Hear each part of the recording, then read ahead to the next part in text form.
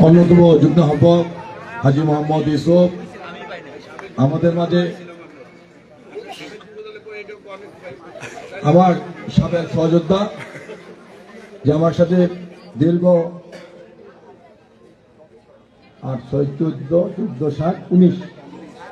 19 বছর আমার সাথে যুবদল করেছিল, আমার সেই সহযোদ্ধা। এবং আমাদের মাঝে উপস্থিত আছেন এই বৃহত্তর নির্বাচনের ছাত্র দলের সাবেক সাধারণ সম্পাদক, মহানগর ছাত্র দলের সাবেক সাধারণ সম্পাদক, স্বেচ্ছাসেবক দল ঢাকা মহানগরীর সাবেক সভাপতি এবং বর্তমান স্বেচ্ছাসেবক দল কেন্দ্রীয় সংসদের অন্যতম সহসভাপতি আমার সহযোদ্ধা ছোট ভাই ফখরুল ইসলাম রবিন। আমাদের মাঝে উপস্থিত আছেন আরেক সহযোদ্ধা ছোট বোন, যিনি মহানগর বিএনপির অন্যতম সদস্য রীতা।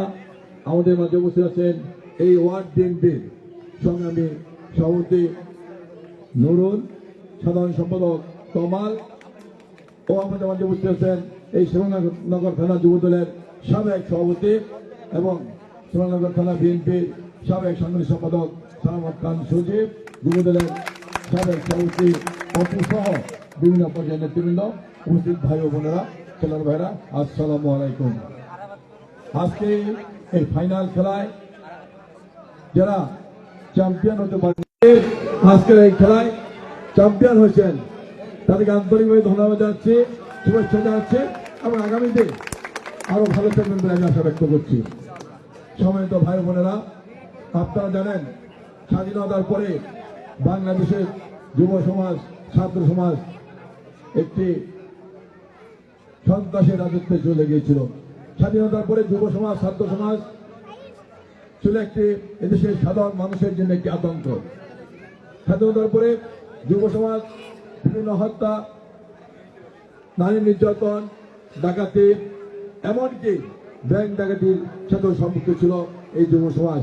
তার নেতৃত্বে দিয়েছিলেন তৎকালীন প্রধানমন্ত্রী শেখ মুজিবের পুত্র শেখ কামাল। এমনিভাবে সারা বাংলাদেশে কিন্তু যুব সমাজ, ছাত্র সমাজ বিভিন্ন রাষ্ট্র বিরোধী, সমাজ বিরোধী কর্মকাণ্ড সম্পৃক্ত ছিল। শহীদ রাষ্ট্রপতি জিয়াউর রহমান যখন ক্ষমতা আসলেন, তিনি ভাবলেন যদি যুব সমাজকে ঢাকা শহরে বিভিন্ন জোন ভাগ করে শহীদ রাষ্ট্রপতি জিয়াউর রহমানের সময় ফাইনাল লিগ খেলা হতো।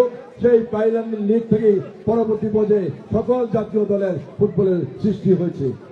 এই ফাইনাল লিগ করে শহীদ রাষ্ট্রপতি জিয়াউর রহমান যুব সমাজকে বিভিন্ন খারাপ পথ থেকে, তরুণ সমাজকে বিভিন্ন খারাপ পথ থেকে সরিয়ে এনেছিলেন, দেশকে উন্নয়নে যুব সমাজকে।